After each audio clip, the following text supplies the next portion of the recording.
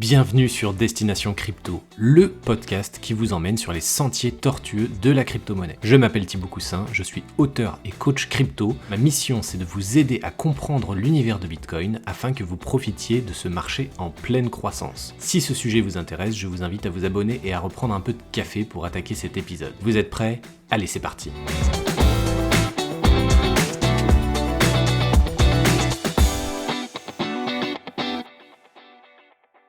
Salut à tous, bienvenue dans ce nouvel épisode de podcast. Aujourd'hui, j'ai la chance de recevoir à nouveau Hakim, le fondateur de Globiz. Globiz, c'est une entreprise qui a pour objectif de créer la première plateforme européenne de location de vacances éco-responsable et durable. Bonjour Hakim, merci d'être à nouveau avec moi. Comment vas-tu?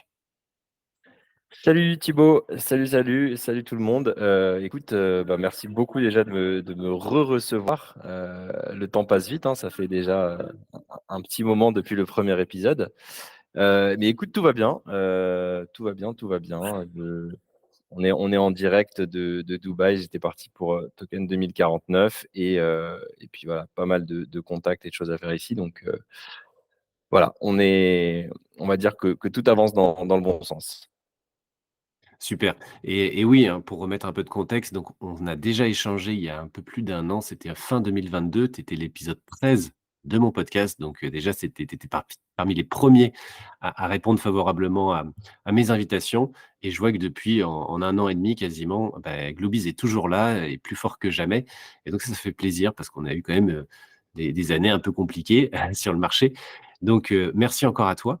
Et vu qu'il y a déjà un épisode disponible, j'invite les gens, s'ils ne te connaissent pas ou si, voilà, ils n'ont pas écouté ce premier épisode, d'aller écouter l'épisode numéro 13, hein, pour voir aussi d'où part le podcast.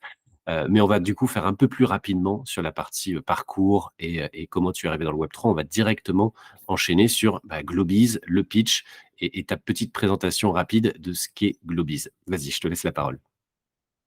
Et avant de rentrer dans le détail, en 3 mots, Globiz est un Airbnb éco-responsable et décentralisé. C'est-à-dire que c'est une plateforme de location saisonnière qui est, connectée à la blockchain, où on vient chercher vraiment toutes les fonctions positives et utiles de la blockchain, qui sont donc, la décentralisation, la sécurité, pour permettre, clairement de redonner le contrôle aux guests et aux hosts. Donc, je vais le faire en français pour permettre de redonner le contrôle aux voyageurs et aux propriétaires.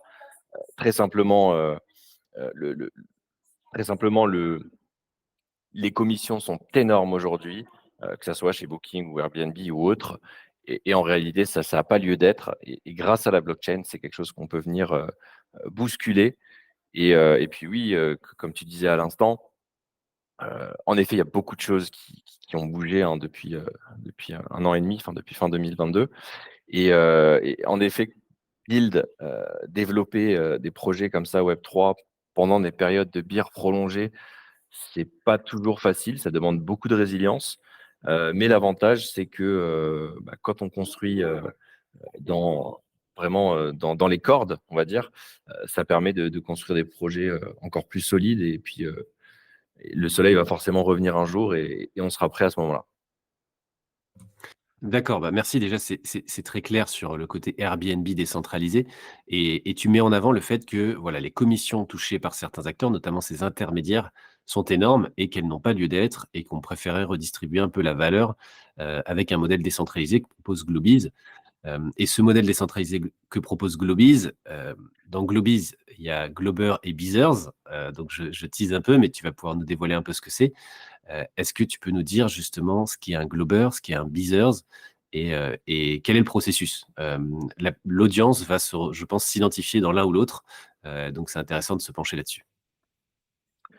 Alors oui, ce qui est super sympa, c'est qu'on peut être Beezer et Glober à la fois.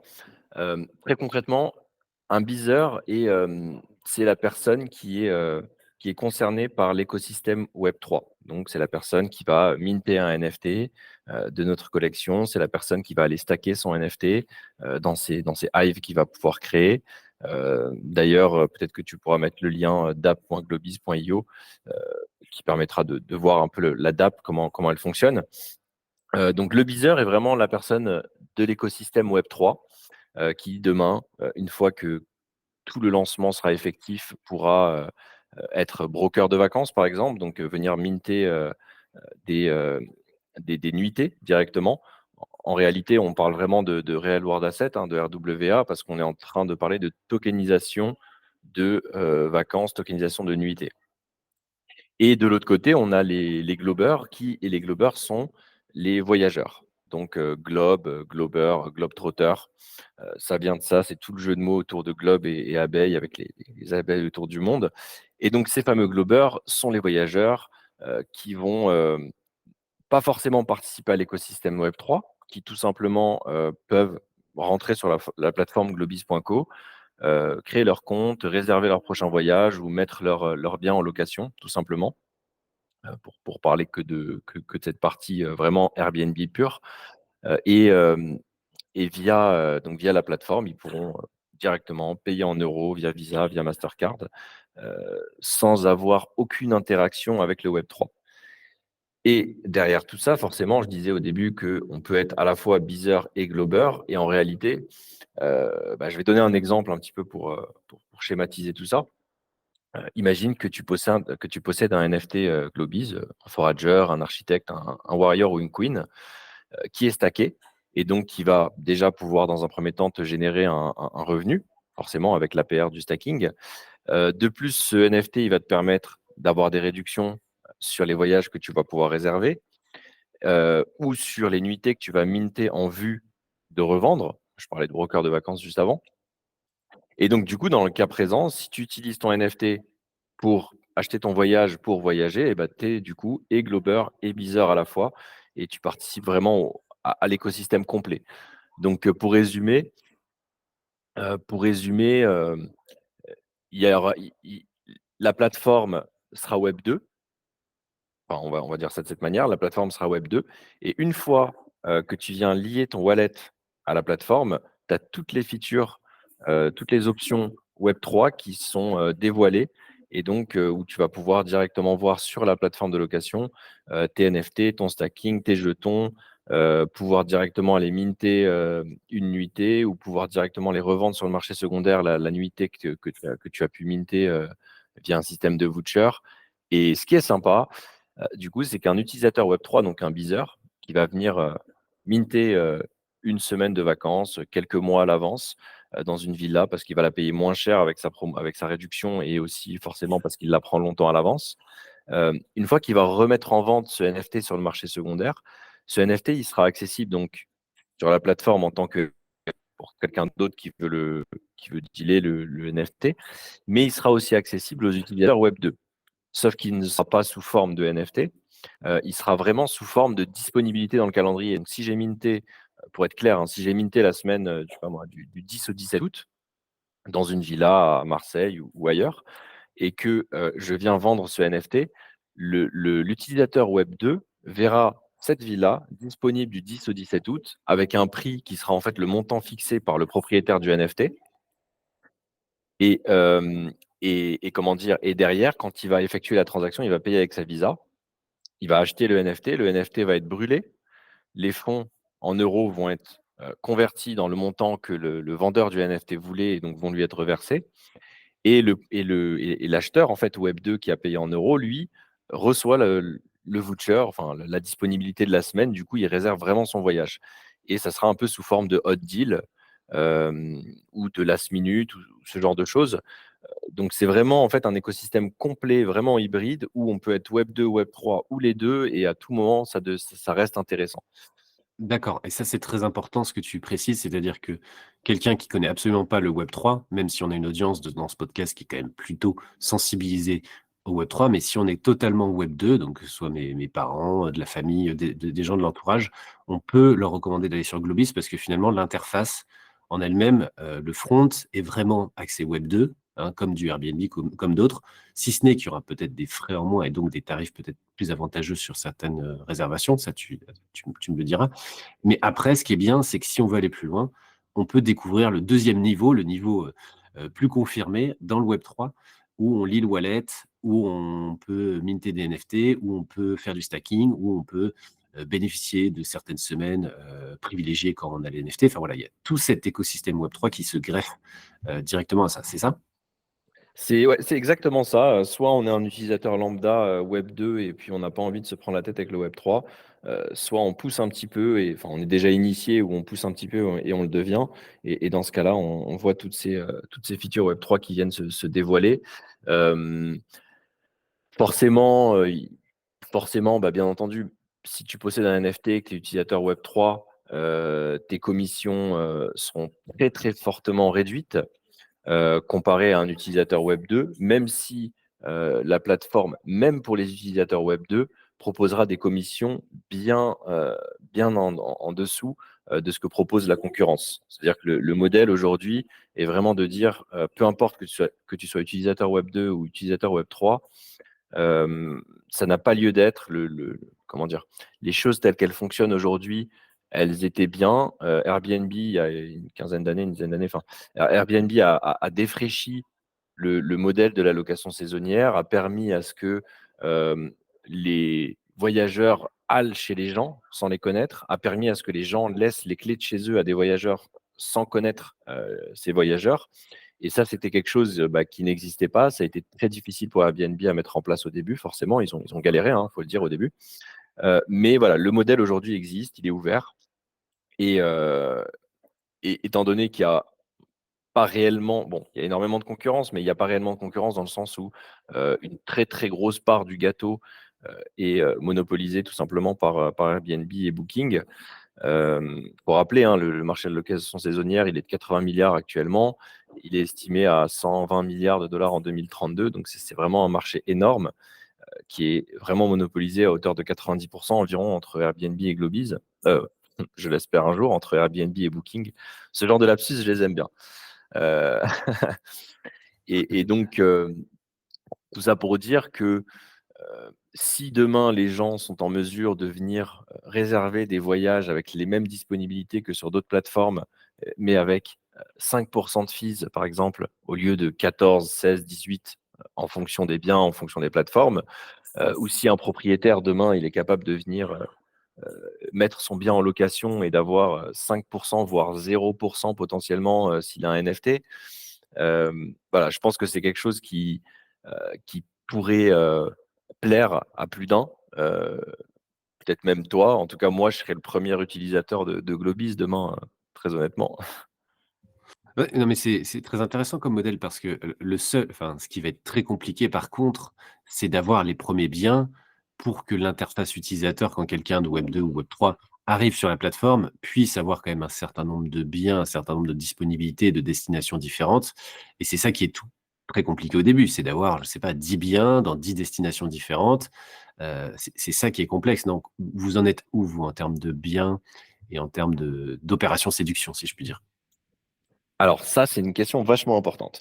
En effet, c'est un petit peu le serpent qui se mord la queue, dans le sens où pour avoir des biens, il faut avoir, de la visibilité, mais pour avoir de la visibilité, que les gens viennent, bah, il faut avoir aussi des biens. Hem, en fait, je vais être totalement transparent avec toi et puis à la commune qui nous écoute. Hem, on était parti sur un modèle, avec un petit peu, une plateforme qui allait sortir directement, la V5 avec toutes les options donc d'arbitrage, de gestion locative, de conciergerie, de rénovation énergétique, tout d'un coup. Sauf que, bah, Rome ne s'est pas construite en un jour et que, il a fallu avoir une méthode agile parce que mine de rien, la période de build sur laquelle on était, donc 2022-2023, était très compliquée financièrement, due au bear market. Et on n'a pas pu faire enfin, on n'a pas pu aller aussi vite qu'on aurait aimé, principalement pour des raisons de liquidité, hein, tout simplement.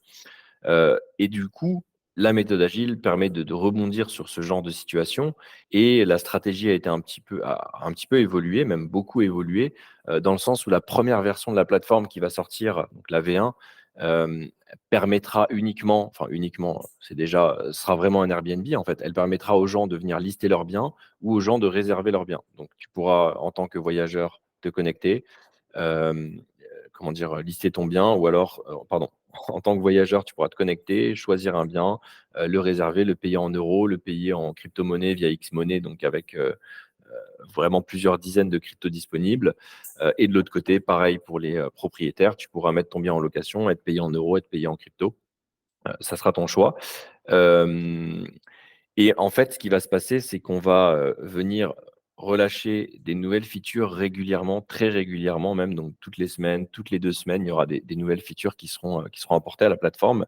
Mais donc voilà, cette première version, en effet, heu, il va falloir aller chercher les propriétaires qui vont lister leurs biens pour que les voyageurs qui se baladent aient une raison de se balader sur la plateforme et forcément, de l'autre côté, il va falloir qu'il y ait des voyageurs pour que les propriétaires qui listent leurs biens réussissent à les louer sur la plateforme. C'est pour ça que je parlais de serpent qui se mord la queue au début. Et donc, la stratégie, elle est un petit peu axée Web3. C'est-à-dire que bien sûr, il va y avoir, de grosses communications sur le Web2 via des articles, et ce genre de choses, ou via des événements ou des petites réunions comme ça entre nous, comme on est en train de faire Thibaut. Mais il va y aussi y avoir, et on en parlera peut-être plus tard, mais il va aussi y avoir, un genre de système de tâches, dont, lister son bien, dont réserver, hem, qui vont être proposés. Je suis en train de me teaser moi-même là. Hem, il va y avoir aussi, hem, un système en fait où, les premières semaines, les premiers mois, il n'y aura aucune commission pour personne et ça, c'est vachement important. C'est-à-dire que plutôt que d'aller faire du cashback, qui coûte de l'argent et qui est pas forcément, bon, qui peut être intéressant, mais le cashback et le référal seront lancés plus tard sur la plateforme. En tout cas, au début, l'objectif, c'est vraiment de lancer quelque chose de totalement gratuit.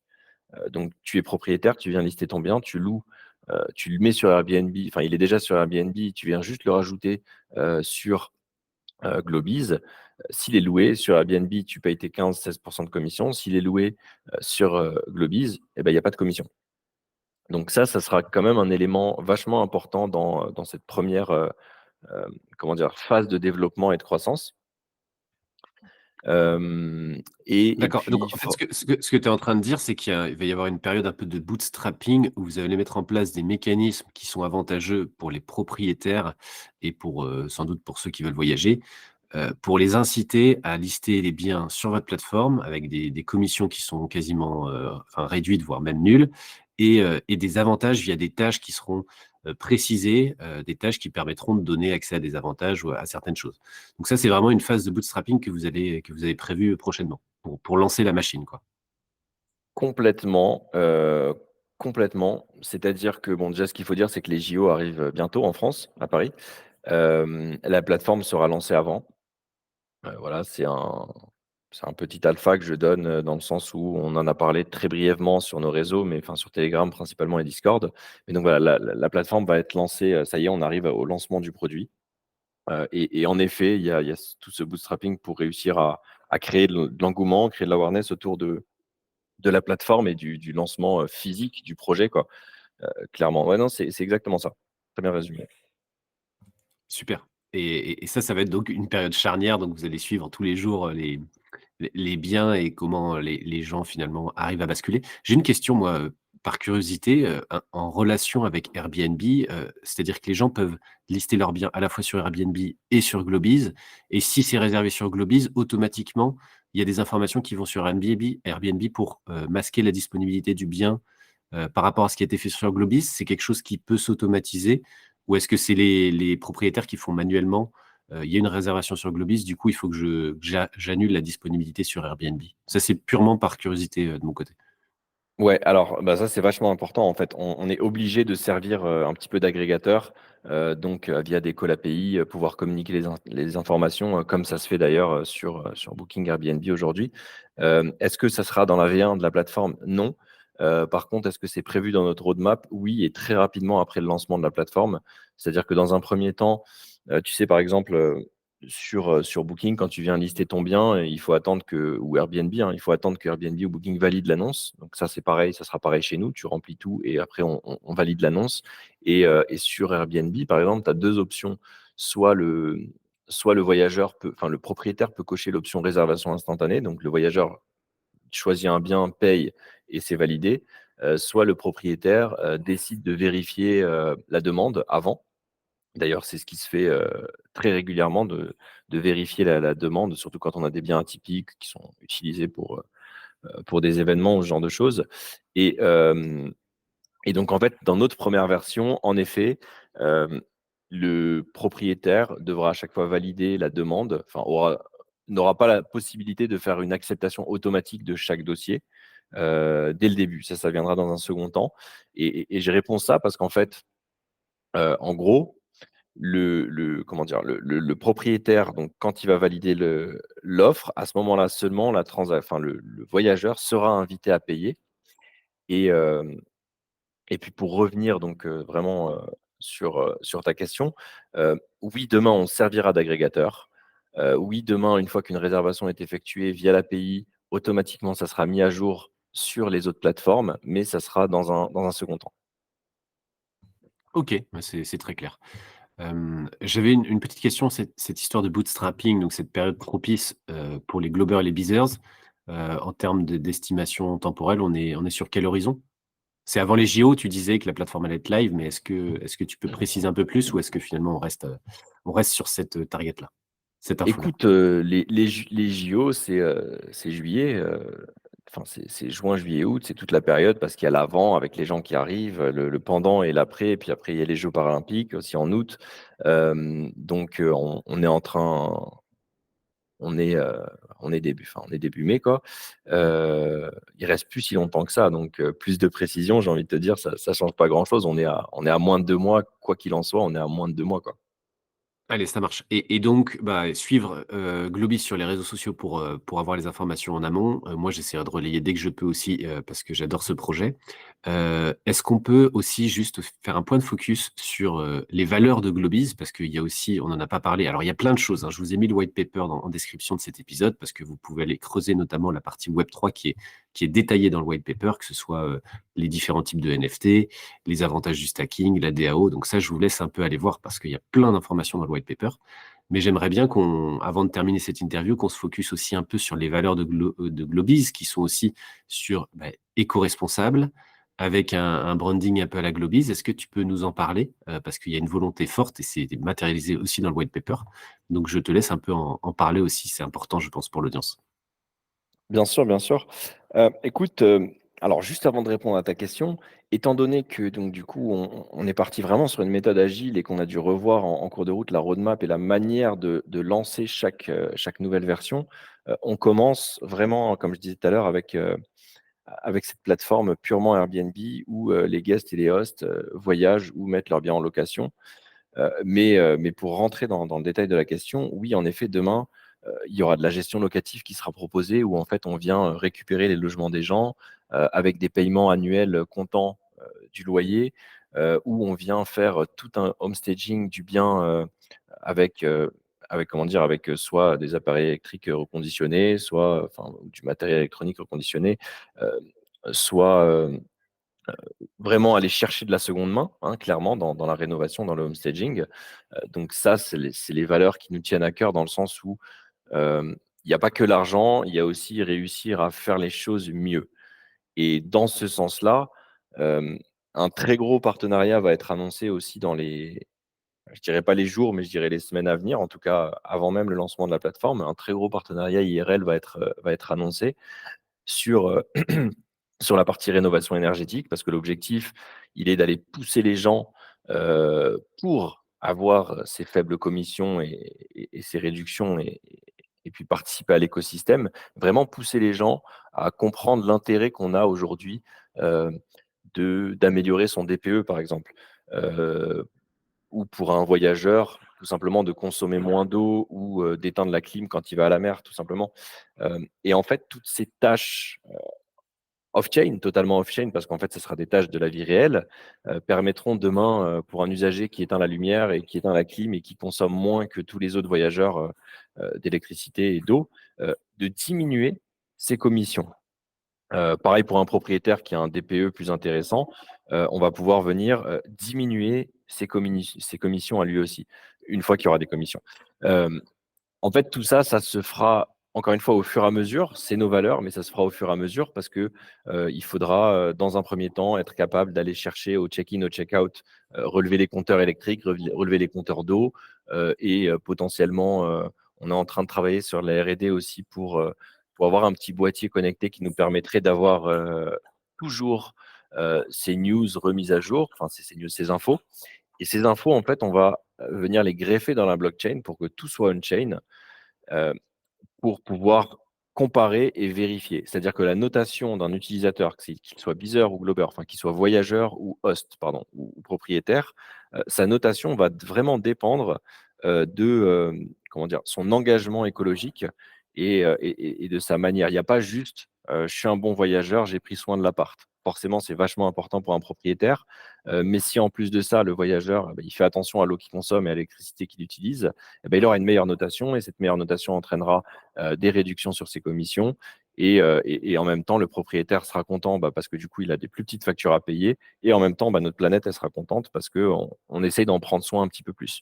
Donc, ouais, voilà, toutes ces valeurs, elles nous tiennent vraiment à cœur dans le développement du projet. Mais en effet, tout ne va pas être lancé. Voilà, on ne va pas partir sur la V5 le premier jour. On va faire les choses au fur et à mesure. Déjà, le fait qu'on lance le produit, enfin, c'est quelque chose d'énorme. C'est une step majeure dans notre roadmap. Et après, voilà, on implémentera au fur et à mesure toutes ces features. Ouais, c'est un jalon super important là, le lancement et l'aboutissement du boulot fait par toute l'équipe, j'imagine, ces dernières années. Très très claire ta réponse. Effectivement, tout va, s'amener petit à petit, step by step. Donc c'est ça aussi qui va nous tenir en haleine. On va voir ça évoluer, au fur et à mesure. Pour finir, avant de finir cette interview, je voudrais qu'on se fasse juste aussi un focus sur la partie Web3. On l'a dit, on peut être totalement Web2 et arriver sur la plateforme, louer, enfin réserver un voyage et finalement avoir une expérience un peu similaire que sur d'autres plateformes. Par contre, on peut avoir, envie d'aller plus loin dans du Web3 et l'audience, je pense, est très sensible à ça. Est-ce que tu pourrais nous raconter le parcours d'une personne Web3 confirmée qui pourrait tester le plus de fonctionnalités sur Globiz? Ce serait quoi? Ce serait l'achat d'un NFT qu'on se met ensuite en stacking et qu'ensuite, grâce à ce stacking, on obtient d'autres choses. Est-ce que tu pourrais nous faire un petit topo d'un parcours d'un profil Web3 aguerri et tout ce qu'il pourrait faire sur Globiz? Heu, Pas forcément maintenant parce que tout n'est pas disponible, mais à terme, quand la plupart des fonctionnalités seront lancées. Bien sûr. Euh, alors, donc admettons que voilà, on est initié Web3. On va pouvoir minter un des fameux NFT de nos 4 collections. Du coup, le seul moyen de minter l'un de ces NFT est de posséder le token, le B-token. On ne peut minter les NFT qu'avec le B-token. Une fois qu'on a minté son NFT, donc on a acheté ses billes et qu'on a minté son NFT, on va venir stacker son NFT. Le stacking du NFT va faire participer à énormément de choses. Donc forcément, les APR comment dire, la pool de reward en fonction de si tu as un forager, un architecte, un warrior ou un queen. En plus de ça, tu vas pouvoir pouvoir participer à des rafles annuelles sur les, excusez-moi pour le bruit, sur les biens qu'on possède. En fait, chaque année, on a 11 semaines par bien qui vont être offertes en réalité au bidder, tout simplement. Ensuite, donc, ce bidder qui a son NFT stacké, qui gagne ses rewards et qui possède donc le NFT, il va pouvoir venir réserver sur la plateforme. Donc, plutôt que d'aller sur Airbnb, il va venir sur Globiz, il va réserver son prochain voyage pour l'été, par exemple. Et il va être en mesure d'utiliser son NFT, vu que son wallet est lié avec la plateforme, pour bénéficier de la réduction liée au rang de son NFT. Donc, il y a 4 rangs, je le répète, Forager, Architect, Warrior, Queen, avec 4 niveaux de réduction qui sont de 5, 10, 20 et 40% de réduction pour les Queens. Le modèle est sustainable dans le sens où il y a une collection totale de 22 222 NFT, mais il n'y a que 555 queens. Donc les 40% sont très rares. Et puis, cette fameuse personne qui va venir comment dire, réserver ses vacances, qui possède le NFT, elle va aussi pouvoir euh, minter des nuitées, des semaines de vacances et donc devenir vraiment réellement broker de vacances via la tokenisation en fait des nuitées, donc d'un actif réel pour le coup, euh, et revendre sur le marché secondaire. Donc, tu possèdes le NFT, tu mines ta semaine avec ta réduction liée au rang de ton NFT, et derrière, tu remets en vente ce NFT sur le marché secondaire qui apparaît autant sur le Web 2 que sur le Web 3, hein, comme je disais tout à l'heure. Mais sauf qu'en fait, tu vas pouvoir le revendre à moins cher que le prix réel du marché, vu que toi, déjà, tu l'as acheté avec une réduction. Donc, c'est pour ça qu'on parle vraiment de broker de vacances. C'est comme les, comment dire, les grosses plateformes qui vont réserver, je sais pas moi, sur 100 hôtels différents qui possèdent chacun 500 chambres. Ils vont leur réserver 25% de leurs chambres annuellement, quelle que soit la période, et ils vont s'entendre sur un package où vous payer un prix de temps. Là, c'est vraiment pareil, sauf que c'est au cas par cas et c'est n'importe qui peut le faire. Et puis pour pousser un petit peu la chose, parce que ta question, elle est bien dans le sens où oui, les utilisateurs Web3, qu'est-ce qu'ils peuvent faire? Mais ce qui est vachement intéressant, c'est que imagine un utilisateur Web2. Je vais prendre un exemple, un hôtel qui possède une chaîne, une petite chaîne d'hôtels, hein, on va pas partir sur quelque chose d'énorme. Je sais pas, il a une dizaine d'hôtels, on va dire, en Europe. Let's say. Euh, et puis, chaque hôtel possède, allez, la moyenne, une cinquantaine de chambres. Donc, on va dire qu'il a 500 chambres à travers 10 fois 50, 500 chambres à travers l'Europe. En fait, cet utilisateur, cet hôtel, tout simplement, aujourd'hui, il met ses chambres en location sur Booking, il met ses chambres en location sur Airbnb, enfin sur Fairmove, sur plein de plateformes différentes. Et chaque fois qu'il loue, il paye une commission. Eh bien, imaginons que cet utilisateur Web2, du coup, cet hôtel, cet hôtelier, puisse créer en un clic via Xalias, par exemple, ou d'autres solutions, un wallet, donc sans vraiment avec une intégration seamless, hein, où il ne voit rien du tout. Donc, puisse venir acheter un NFT. Bon, un NFT ne permettra pas de louer 500 chambres, mais un certain nombre de NFT qui lui permettra de louer ces 500 chambres. Donc, il va faire un investissement une fois pour acheter ces 500 NFT. Enfin, ces 500, ces X NFT, pardon, pour ces 500 chambres. Une fois que cet investissement est fait, euh, ça va peut-être mettre 1, 2, 3, 4 ans pour être rentabilisé. Mais une fois que c'est rentabilisé, à vie, il n'aura plus de commission sur la location de ces chambres. Donc en réalité, ce que je suis en train de dire, c'est que le modèle pour un utilisateur Web3 est incroyable, mais même pour un utilisateur Web2 qui ne comprend rien au Web3, vu qu'on va lui proposer une intégration vraiment invisible de la blockchain, il aura accès à la Web3, il aura accès au Web3, pardon, euh, et, et donc du coup, ça va lui permettre de se créer des opportunités grâce au Web3 sans le maîtriser. Et je pense que c'est vraiment le chemin de l'adoption, c'est vraiment le chemin le plus important pour réussir à, comment dire, à rendre le Web3 en fait totalement commun, j'ai envie de dire, et que tout le monde puisse l'utiliser sans même s'en rendre compte, quoi. Je suis totalement en phase avec ces derniers mots. C'est comme ça que l'adoption arrivera et c'est très important de faire abstraction de la partie technique blockchain. C'est super intéressant de voir que, bah, le Web 2 et le Web 3, les 2 catégories d'utilisateurs vont s'y retrouver à travers votre solution. Donc merci, je pense que cet exemple était très important pour comprendre, toute la plus-value et tous les avantages proposés par Globiz. On pourra en parler, je pense, 2 heures, hein, parce que comme tu le dis, il y a différents types de NFT, il y a différents mécanismes au sein de la plateforme, mais voilà, c'était déjà un beau tour d'horizon. Est-ce que tu veux rajouter une dernière chose avant qu'on termine cette interview? Écoute, on leur dit quelques insights, on leur donne un petit peu d'infos croustillantes peut-être, ça peut être sympa. Vas-y. Euh, alors, on est aujourd'hui, voilà, on arrive en mai. Euh, Quand vous allez voir cette vidéo, on sera en mai. Enfin, cette vidéo, ce podcast, quand vous allez l'écouter. Euh, les prochains mois vont être très stratégiques pour Globiz. Beaucoup de choses ont été mises en place et prévues, dont le lancement d'un très gros airdrop qui va avoir lieu sur Multiversix et, et ailleurs d'ailleurs, parce que n'importe qui pourra se connecter au dashboard.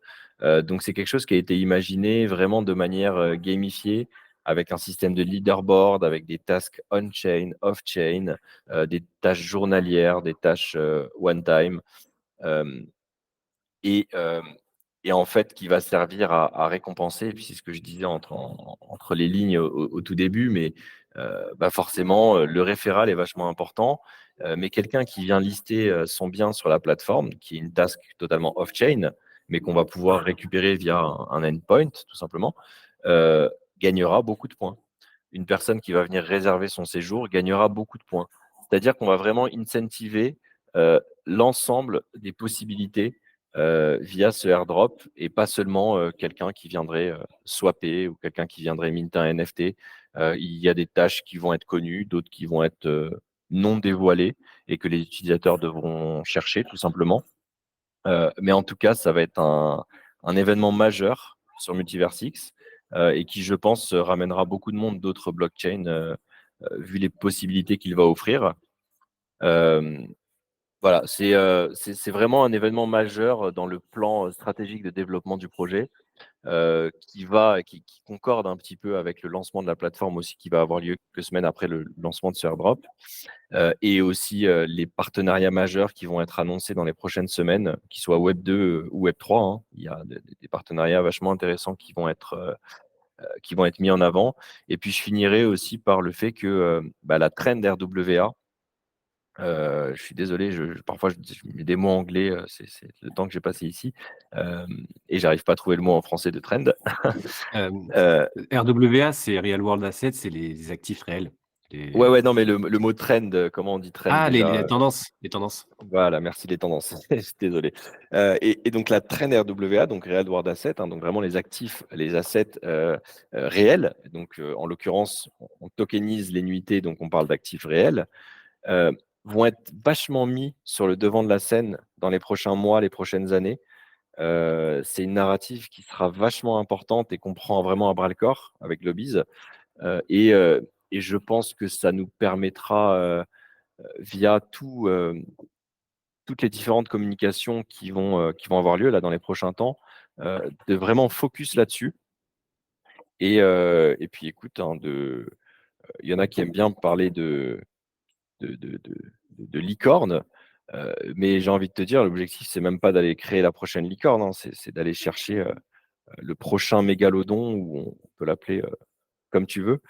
Mais voilà, l'objectif est énorme. Le projet, dans son ensemble, est très vaste. Comme tu l'as dit, on pourrait en parler des heures. Il y a énormément de choses qui sont déjà prévues, qui sont en cours de développement, qui arriveront plus tard. Mais voilà, le projet est très vaste. Et puis, je suis pressé du coup de pouvoir dévoiler la suite de tout ce qui arrive avec toi et avec la communauté. Oui, c'est fantastique là, entre le airdrop que tu viens d'annoncer qui est imminent, carrément imminent vu la sortie de l'épisode de podcast qui va s'aligner un peu avec, les partenariats qui vont être annoncés, plus le lancement de la plateforme. Là, ça va vraiment être une période, ultra intéressante pour suivre Globiz. Donc j'invite toute l'audience à au moins, se renseigner un petit peu, éventuellement survoler un peu le white paper. C'est important et puis si vous avez des biens immobiliers, pourquoi pas aller plus loin et être à l'affût pour potentiellement les lister sur la plateforme. Voilà, si ça vous intéresse. Merci Hakim. C'était comme d'habitude très intéressant. Je souhaite à Globiz le meilleur pour la suite et un très bon lancement, un très bon airdrop et de beaux partenariats. Et je te dis peut-être à la prochaine. Dans un an et demi, on pourra encore faire le point. Et je pense que d'ici là, il y aura encore eu pas mal de nouveautés. Salut Hakim. Salut à toute l'audience. Merci. Merci beaucoup Thibaut et à très bientôt.